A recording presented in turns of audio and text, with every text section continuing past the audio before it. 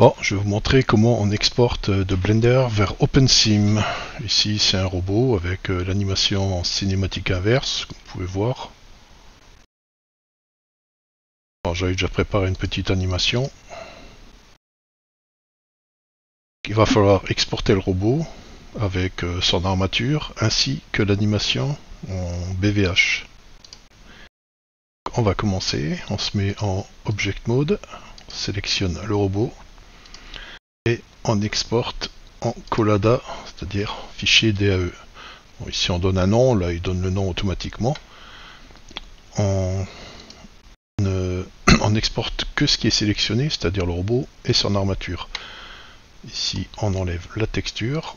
Ici il n'y a rien à faire dans ARM, on fait export to SL ou OpenSim.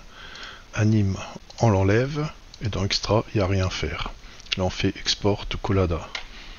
Ensuite, maintenant qu'on a exporté, il a exporté deux objets, c'est-à-dire le robot et l'armature. Maintenant on sélectionne l'armature et on fait export en BVH, motion capture. Ici, il y a un nom pour le BVH, toujours dans le même répertoire. On coche route translation et on fait export BVH. Okay, à partir de maintenant, on n'a plus besoin de Blender.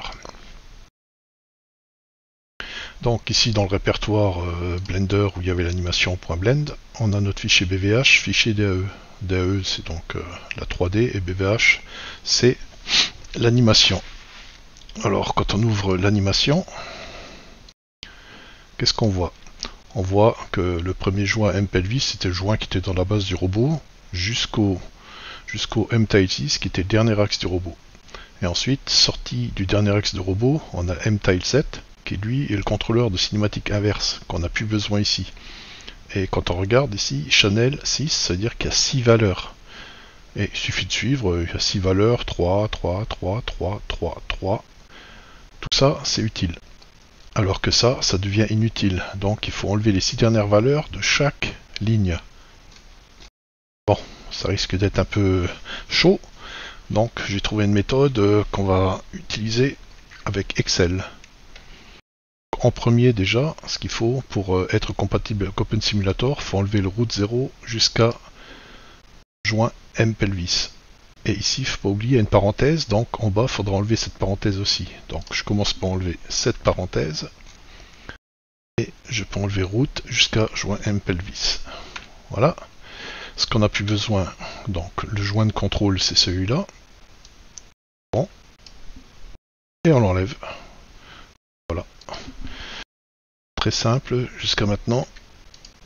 On peut prendre ça, on enlève. Et ce qu'il faut modifier, c'est pas X, Y, Z, c'est Z, Y je pense, ou Z, enfin, on va voir, je me rappelle jamais. Donc, il va falloir remplacer. Il faut remplacer X, Y, Z, c'est-à-dire ce qui est existant, par Z, X, Y, voilà, c'était ça. On fait remplacer tout. Et là, on peut voir que maintenant, c'est Z, X, Y et plus X, Y, Z dans les rotations. Là, on enregistre. Ce qu'il faut faire maintenant, c'est récupérer toutes ces valeurs. Je vais les copier, je les sélectionne toutes. CTRL-C. Et maintenant, on va ouvrir un nouveau document texte que j'avais sur le bureau. Et je vais copier ces valeurs ici. CTRL-V. Enregistre. Et ce fichier-là, maintenant, il faut l'ouvrir avec Excel. Donc, je vais ouvrir Excel.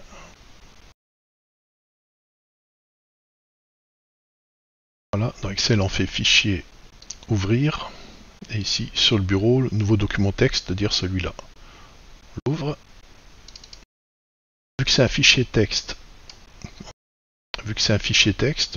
il n'aime pas. Donc, on lui dit, il faut lui donner quelques informations. Donc ici, on voit que chaque chiffre ou nombre sont séparés par un espace. Donc on dit que c'est délimité. Suivant, par quoi c'est délimité? C'est pas une tabulation, c'est un espace. Identificateur de texte, ici il y a le tréma, alors qu'ici on n'en a pas, donc on dit qu'il n'y en a aucun. On fait suivant, Et c'est quoi comme type de données? Nous, on va garder le texte. Donc ici, on voit qu'en haut de chaque chiffre, il y a marqué standard en haut de chaque colonne. Donc on va sélectionner toutes les colonnes, on va vers la droite, on fait Shift et on clique en haut. Voilà, comme ça, tout est sélectionné et on dit que c'est du texte. Et c'est terminé. Voilà. Maintenant, ce qu'il faut faire, c'est, comme on a dit plus tôt, enlever les 6 dernières valeurs. Donc on va vers la fin, on fait 1, 2, 3, 4, 5, 6. Clic droit et supprimer. Voilà, toutes ces valeurs sont supprimées. On revient devant, on sélectionne la première valeur, on descend tout au bout. Là, on sélectionne la dernière valeur, on fait CTRL C, on revient ici, on fait CTRL A, on supprime tout, et on fait CTRL V pour tout coller ici. Et ce qu'on remarque, Excel, il fait pas bien les choses, enfin, il les fait à sa façon, disons. Dans Excel, on peut le fermer. On voit qu'ici, c'est une tabulation et non un espace. Donc, ce qu'on va faire, on va copier une tabulation, double-clic, CTRL-C, et on va remplacer cette tabulation par un espace. Donc, je viens là, je fais CTRL-V, j'ai la tabulation, et ici, je rentre un espace, et je fais remplacer tout. Voilà. Rien de plus simple. Maintenant, les nombres ils sont séparés par des espaces. Je sauvegarde. Je vais prendre tout ça. CTRL C. Je reviens ici. Les nombres sont sélectionnés, je les supprime et je fais juste coller. CTRL V. Ça c'est le résultat de ce qu'il y avait dans Excel. J'enregistre.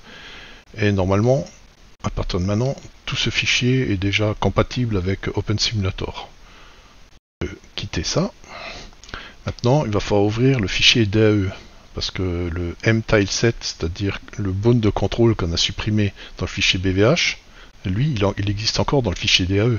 Alors que s'il va essayer de chercher l'animation de ce bound, on risque d'avoir un problème. Et c'est là où ça merde en général. Donc ce que je fais, edit avec Notepad++, et je vais chercher mtileset. Que ce soit en majuscule, minuscule, on s'en fout, c'est juste pour aller le trouver. Donc ici on le voit, il apparaît ici, donc on l'efface, on fait suivant.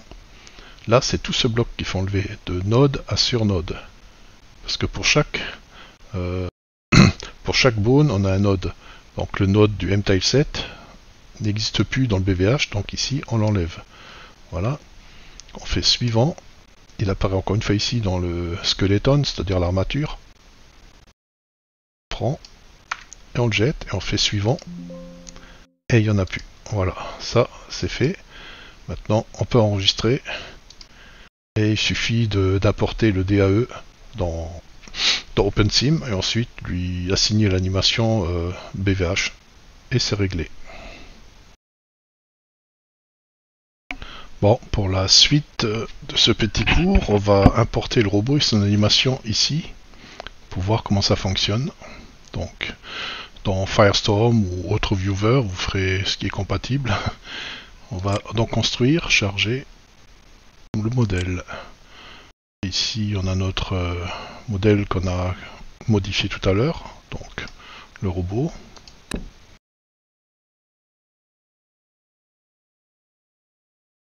Comme on voit ici, il est un peu déglingué, c'est normal. Bon, ici, je fais toujours génération des normales. Ensuite, il faut aller sur Avatar. Et déjà, il faut que les bones apparaissent ici, ceux qui sont utilisés dans le robot. Ensuite, il faut faire inclure position des articulations. Voilà. Et là, on peut voir que le robot, il est comme dans Blender. Donc, c'est déjà un bon signe.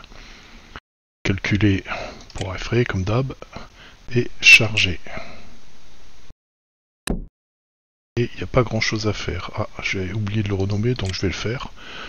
Renommer, on va appeler robot test. Voilà. Et je vais le mettre ici. Ah non, faut que j'aille réussisse à le sélectionner. Pied. Je le monte.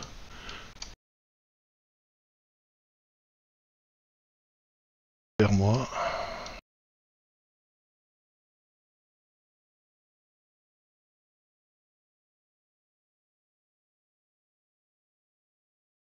Voilà. Mettre un bel angle de 90.